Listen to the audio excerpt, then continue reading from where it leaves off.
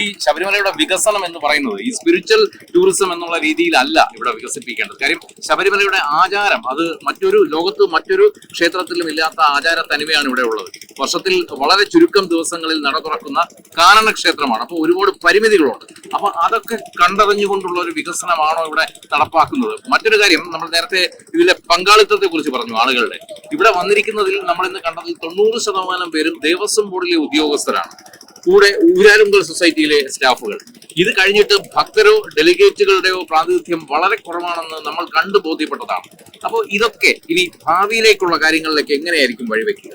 തീർച്ചയായും അദ്ദേഹം പറഞ്ഞത് ഒരു ഞെട്ടിക്കുന്ന കാര്യമാണ്. അതായത് 3500-ലധികം പ്രതിനിധികൾ പങ്കെടുക്കുമെന്ന് കണക്ക് സഹിതം നിരത്തിയാണ് ദേവസ്വം ബോർഡ് നേരത്തെ പറഞ്ഞിരുന്നത്. 1000 പ്രതിനിധികൾ തമിഴ്നാട്ടിൽ നിന്നും, 800-ലധികം പേർ ആന്ധ്രയിൽ നിന്നും, അതുപോലെ തന്നെ തെലങ്കാനയിൽ നിന്നും വരുന്നു. കേരളത്തിൽ നിന്നും അതുപോലെ പ്രതിനിധികൾ എത്തുന്നു.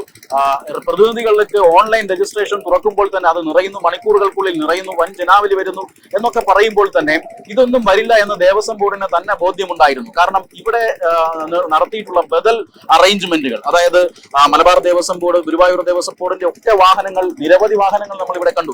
ഇതിലെല്ലാം നിരവധി ആളുകൾ, ദേവസ്വം ഉദ്യോഗസ്ഥർ, അതുപോലെ തന്നെ എക്സിക്യൂട്ടീവ് ഓഫീസർമാർ, മറ്റ് ക്ഷേത്രത്തിലെ ജീവനക്കാർ, ഇവരെല്ലാം തന്നെ ഇവിടേക്ക് കൊണ്ടുവരികയായിരുന്നു.